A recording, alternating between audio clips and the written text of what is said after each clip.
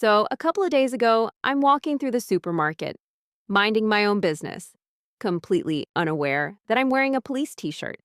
Suddenly, one of the employees notices it and yells across the entire store.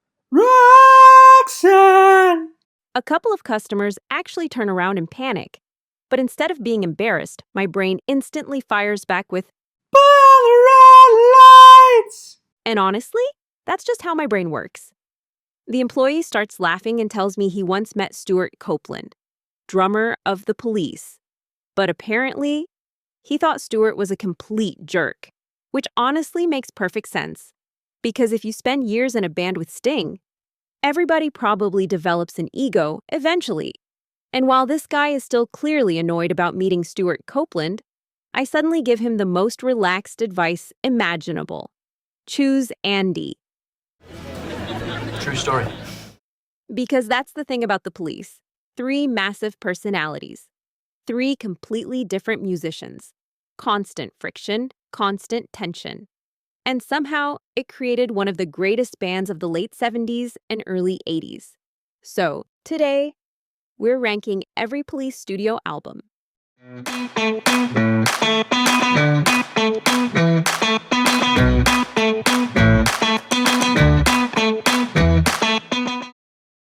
The Police released only 5 studio albums during their relatively short, but enormously successful career. A compact discography, but a remarkably strong one, because every single Police album has something to enjoy, and occasionally something to criticize a little bit as well.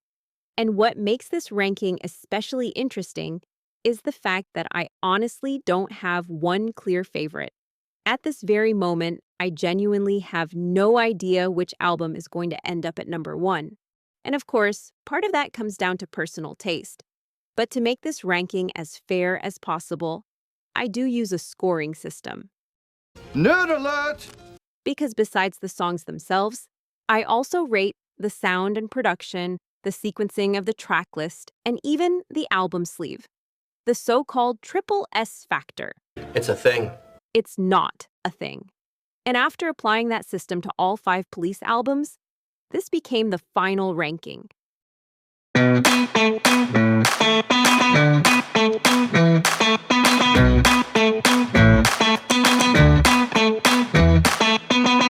In 5th place, we find the middle child of the Police catalog. Sandwiched between the raw late 70s albums on one side and the gigantic 1980s success records on the other, Zenyatta Mondatta remains a fascinating album. The record immediately comes flying out of the gate with one of the definitive signature songs of the Police, Don't Stand So Close to Me. Although, I have to admit something. I actually prefer the 1986 remix.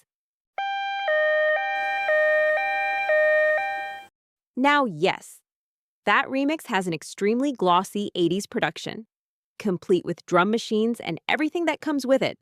Not exactly the warmest Police sound ever captured on tape, but those vocal melodies are so incredibly strong that I've always felt the original version never fully realized the song's full potential.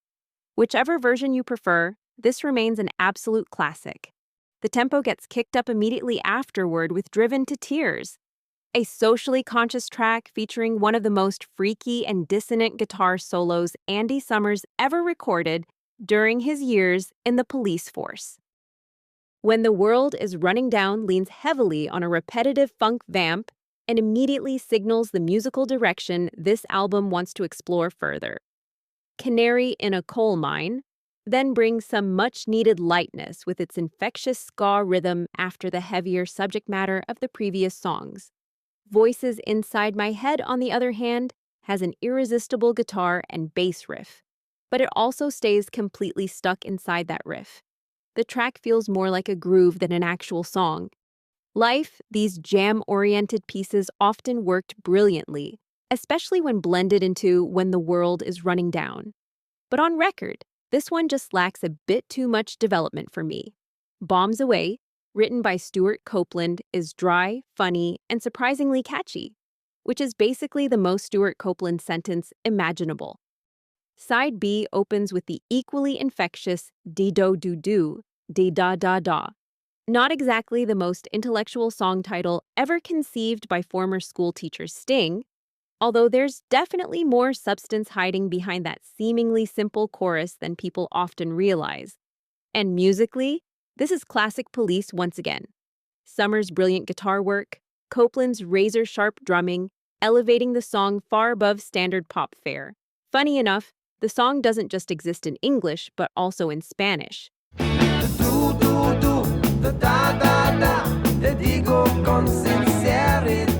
And even Japanese.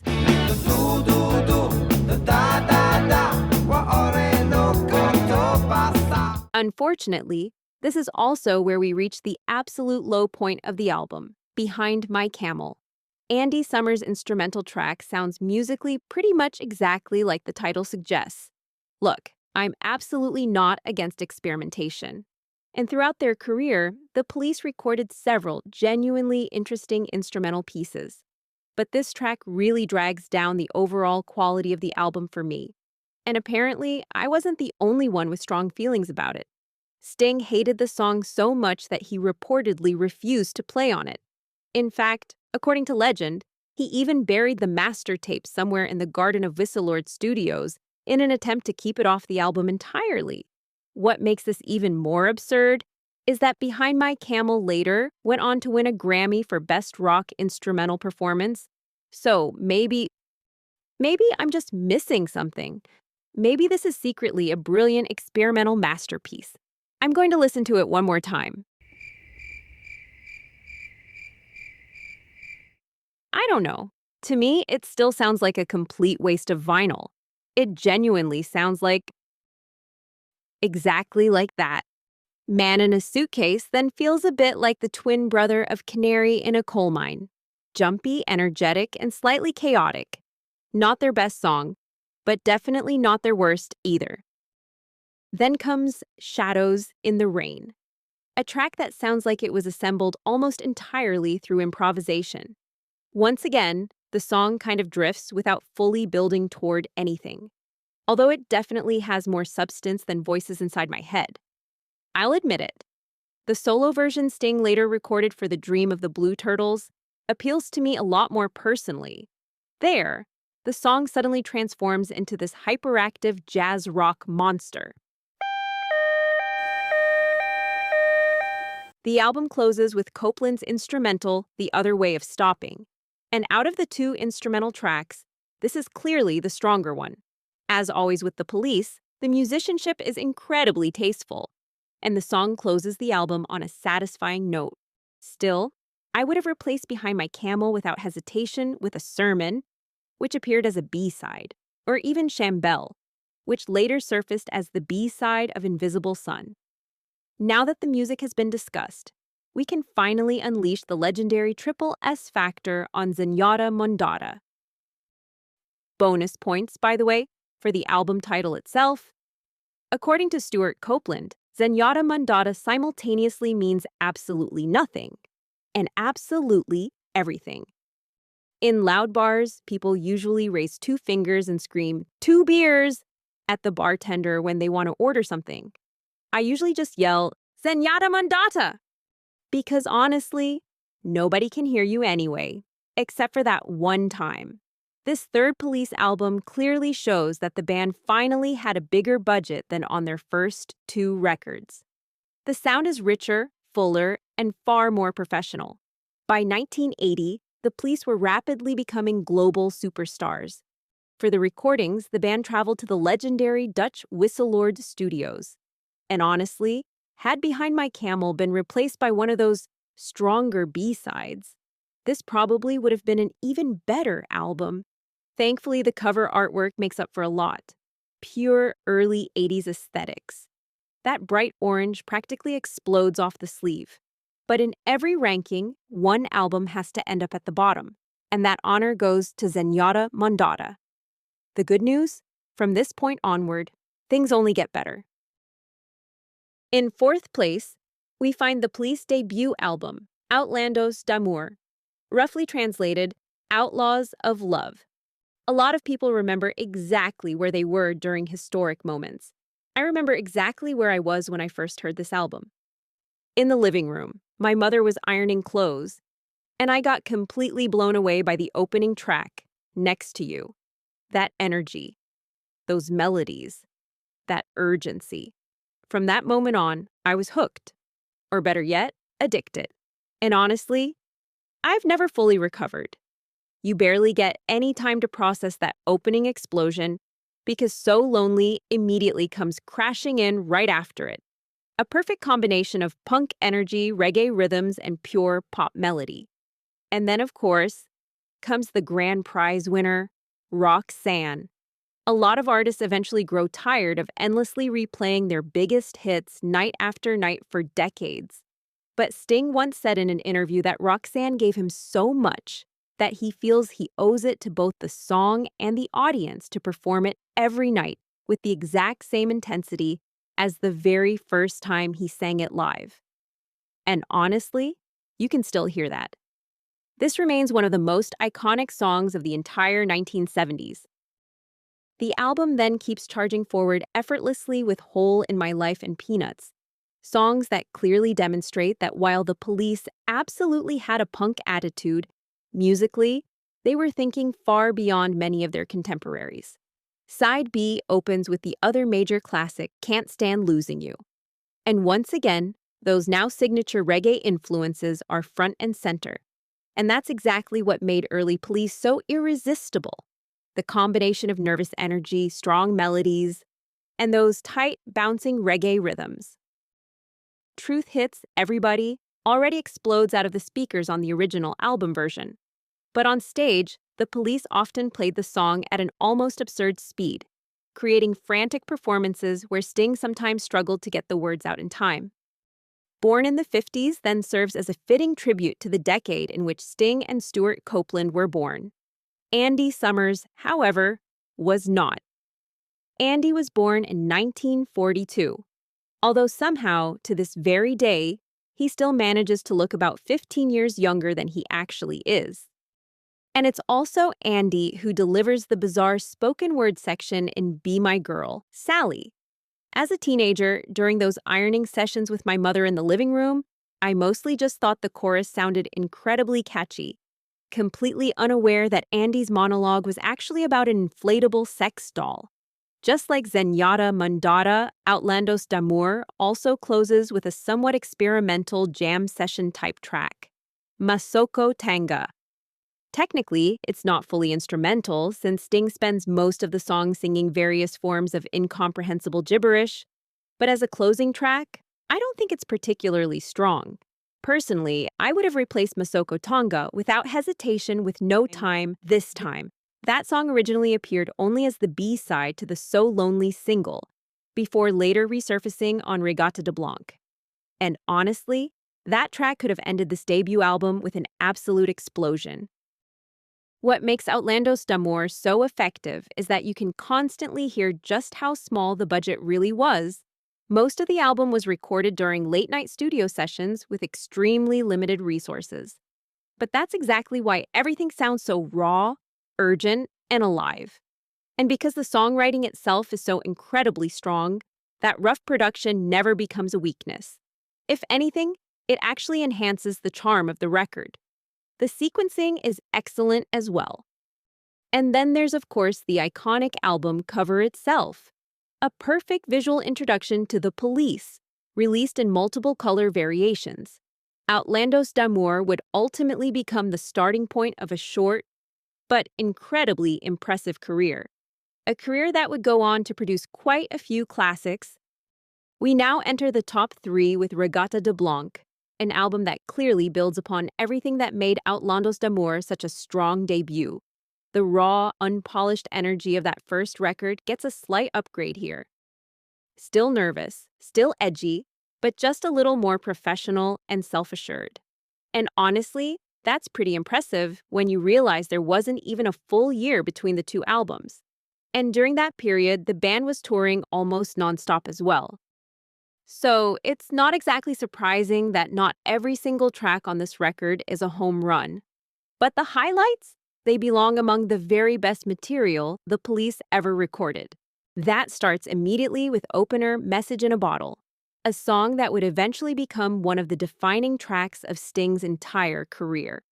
It's followed by the title track, Regatta de Blanc, where Stuart Copeland especially demonstrates why he was one of the most unique drummers of his generation. Not just because of his technical ability, but because of his extraordinary sense of space, dynamics, and rhythm. It's All Right for You then falls more into the category of what I'd call tour bus songs. Tracks that sound like they were quickly assembled somewhere between concerts and studio sessions.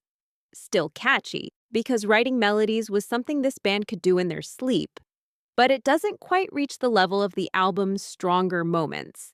Thankfully, that's followed by Bring on the Night, hypnotic guitar arpeggios from Andy Summers, a groove that just keeps rolling forward, and Sting singing so high your dog might suddenly start howling along. Fantastic song. Side A closes with Death Wish, another track that feels slightly rushed and underdeveloped. But the moment you flip the LP over, you get a masterclass in why the Police worked so brilliantly as a trio, because Walking on the Moon proves that simplicity can be unbelievably powerful. 3 bass notes, 1 guitar chord. That's basically all they need to create one of the most recognizable songs of the past 45 years. And that was exactly the magic of the Police. 3 musicians playing extremely economically, while simultaneously complementing each other perfectly. The other ones are complete bullshit, Stuart Copeland then dryly informs us, right before his own composition, On Any Other Day, begins. Which is peak Copeland, really. Sarcastic, funny, and just slightly venomous. After that comes The Bed's Too Big Without You, providing perfect contrast thanks to one of Andy Summers' most irresistible guitar licks. We then get 2 more Copeland compositions, Contact and Does Everyone Stare?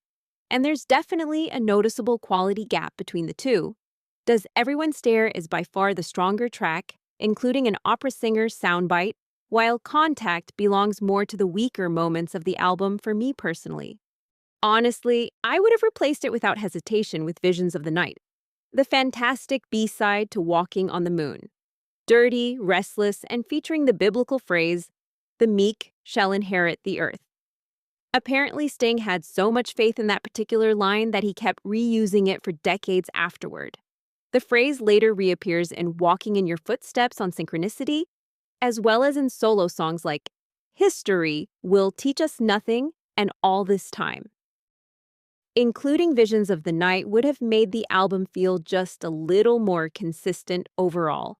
Interestingly, Andy Summers doesn't receive a solo composition anywhere on Regatta de Blanc, but the Police compensates for that by finally giving No Time, this time a proper place on an album, and that turns out to be an excellent decision. The track closes the record like an absolute whirlwind. The sound of the second album is noticeably richer than Outlandos d'Amour, even if the overall songwriting quality is occasionally a bit more uneven. Still, what you mostly hear is a band evolving at an incredibly rapid pace. In the United States, the album was even released as a deluxe double 10-inch edition complete with a poster. Nowadays, a highly sought-after collector's item among fans.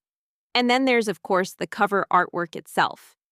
This is where Sting, Summers, and Copeland definitively transformed into the poster boys of the new wave generation. Message in a Bottle became a #1 hit, and suddenly, the Police was no longer just a promising punk/new wave band. They had become a worldwide phenomenon. And honestly, that's kind of ironic, because according to Stuart Copeland, the band originally chose the name The Police simply because it was recognizable in almost every language around the world. A pretty smart marketing move, long before they were even famous. In second place, we find Ghost in the Machine, an album with 2 faces, but more importantly, an album where the Police slowly begins transforming from a true democratic trio into a band increasingly dominated by Sting as the primary creative force. And you can hear that almost immediately. Spirits in the Material World opens the album in phenomenal fashion, with what may very well be one of the most underrated songs in the entire Police catalog. Of course, Roxanne and Every Breath You Take are iconic classics, But honestly, Spirits in the Material World is not far behind them in terms of quality. That rhythm is so infectious that sitting still simply stops being an option. And at the same time, you immediately hear the band expanding its musical palette. For the first time, synthesizers, keyboards, and even horn sections begin playing a much larger role than on previous records. The original guitar bass drums trio foundation is clearly being expanded here, and nowhere is that more obvious than on Every Little Thing She Does Is Magic, or, as the title already suggests, pure magic. From those very first piano chords all the way to the fade-out, this song is simply 100% pop perfection. No wonder it became one of the biggest hits of their entire career. But all that joy suddenly comes crashing down with Invisible Sun, a dark, threatening, deeply unsettling song dealing with the troubles in Northern Ireland. And it's exactly that contrast that makes this album so fascinating. The Police constantly throws you back and forth between light and darkness. Then comes Hungry for You, which suddenly sounds much sunnier by comparison. We also hear Sting playing saxophone here for the first time, while most of the lyrics are sung, rather unexpectedly, in French. But then again, by this point, we had already experienced Spanish, Japanese, and complete incomprehensible gibberish in the Police universe. So honestly, a French song doesn't even feel that strange anymore. Side A closes with Demolition Man, a track Sting himself clearly holds in high regard, considering how many times he later revisited it in various solo versions. And rightfully so. The energy of the song is nervous, aggressive, and completely all-consuming. Exactly what you'd hope for from a track called Demolition Man. Interestingly enough, Grace Jones actually released her version of the song before Ghost in the Machine itself even came out. Side B then opens with a block of 3 horn-driven tracks: Too Much Information, Rehumanize Yourself, and One World. These songs clearly share a similar musical atmosphere, although One World rises far above the others for me personally, mainly thanks to Stuart Copeland's incredible rhythmic performance. Although honestly, the B-side Low Life might have worked even better here. Then follows what is essentially another mini-trilogy. But this time, the connection between the songs isn't created by the arrangements. It's created by the sheer quality of the material itself. Because Omega Man is without question one of the greatest songs Andy Summers ever wrote for the Police. And honestly, had this been released as a single, it could easily have become a massive hit. This is one of those classic fans know tracks. One of the very best Police songs that the general public barely knows exists. After that, Secret Journey opens mysteriously and dreamlike, filled with synthesizers and atmospheric textures. It almost sounds more like art rock or progressive new wave than the reggae-punk style of the band's earlier work. And then comes the closer, Darkness, written by Stuart Copeland. A surprisingly restrained track, but that restraint is exactly what makes it so powerful. Dark, almost suicidal in tone, and yet still hauntingly beautiful. The album was recorded at the legendary Air Studios on the island Montserrat, owned by producer George Martin. And you can absolutely hear it. By early 80s standards, Ghost in the Machine sounded completely state-of-the-art. As mentioned earlier, the album also feels intentionally, or perhaps unintentionally, structured around several distinct musical clusters, something the band itself apparently wasn't entirely satisfied with either. A recent alternate sequence edition completely reshuffled the track order and added several B-sides back into the album experience. And honestly, some of those additions work surprisingly well. And then there's the cover artwork itself. By now, one of the most recognizable album covers of the entire 1980s. Those minimalist red digital figures supposedly represent the 3 band members: Andy Summers on the left, Sting in the center, and Stuart Copeland on the right. With Ghost in the Machine, the Police definitively conquered the world. But behind the scenes, tensions within the band were meanwhile becoming increasingly dangerous. The group had slowly transformed into a ticking time bomb. 3 demolition men, indeed. And in first place, Synchronicity. the fifth and ultimately final studio album by The Police. The band stopped at exactly the peak of its creative and commercial powers. And because of that, The Police was left with something very few legendary bands actually have: a relatively small but exceptionally strong discography. Out of all 5 albums, Synchronicity probably contains the highest concentration of truly great songs. At the same time, though, you can also clearly hear that by this stage, The Police was becoming less and less of a democratic trio, and more of a backing band for Sting. Where earlier albums were built around spontaneous interaction and collaborative arrangement, Sting now increasingly arrived with fully worked out demos, complete with very specific ideas about how everything should be played. And that created more and more tension within the band. Artistically, however, it absolutely worked here. Synchronicity 1 opens the album in hypnotic, nervous, and energetic fashion all at once.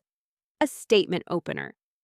As if The Police immediately wanted to announce and clarify, yeah, we're still the biggest band in the world. And at that moment, they probably were. The mood then shifts with Walking in Your Footsteps. The reggae-punk foundation of the early years increasingly gives way here to art rock, atmospheric pop, and what people in the 1980s still called world music.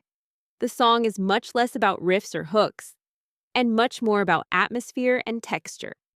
After that, Oh My God delivers another fantastic groove, with Sting subtly quoting the lyrics of Every Little Thing She Does Is Magic near the end, a habit he would later continue in his solo career, most notably in 7 Days. But then just when you start thinking you're listening to a completely perfect album, the chainsaw enters the room, in the form of Andy Summers' Mother. And honestly, this song instantly downgrades my #1 album into the category of perfect albums, with one skip track. Look, I'm absolutely in favor of experimentation. I currently own about 6 meters of Frank Zappa albums in my vinyl collection, so I can handle musical chaos. But Mother? I genuinely find it unlistenable, musically abrasive, lyrically uncomfortable, and most importantly, completely disruptive to the album's flow. Now, to be fair to Andy Summers, that was probably exactly his intention. So, in a way, he succeeds brilliantly. Am I perhaps missing the biting, cynical humor he was aiming for? Let me give the song one more careful listen.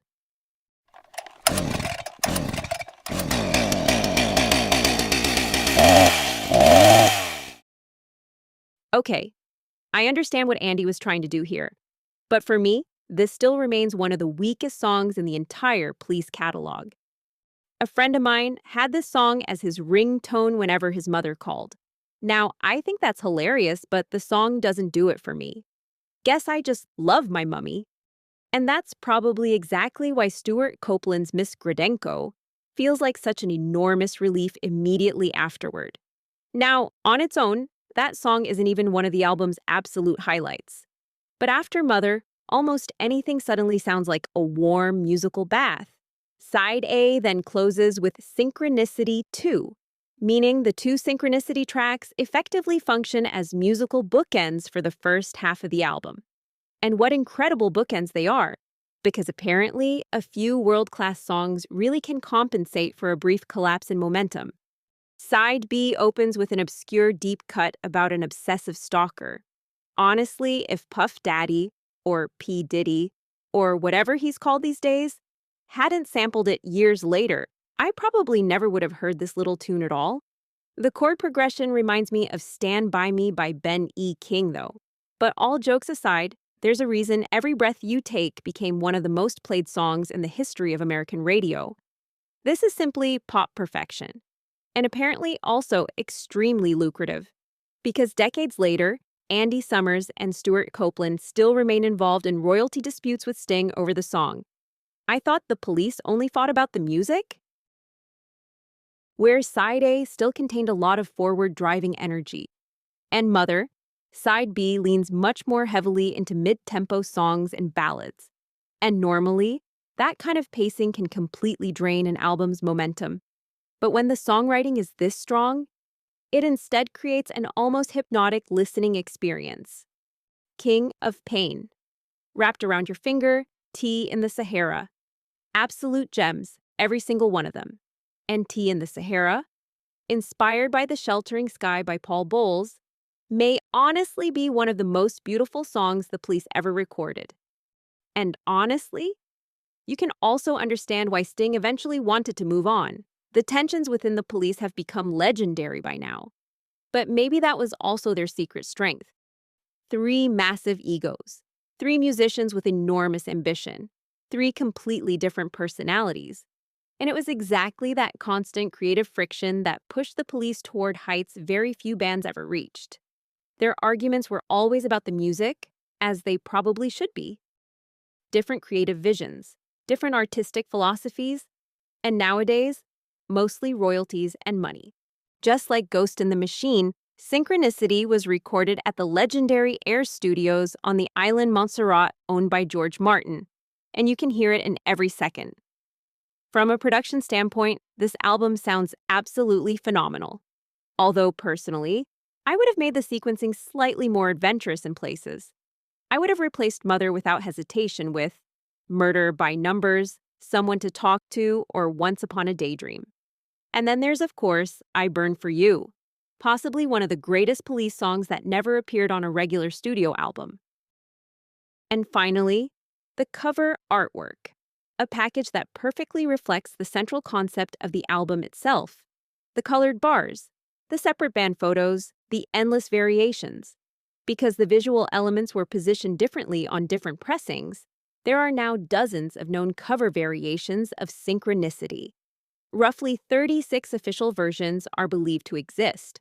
For an album that sold millions upon millions of copies worldwide, that must have been an incredibly expensive production decision. But whichever version of the cover you happen to own, one thing always remains exactly the same: the music.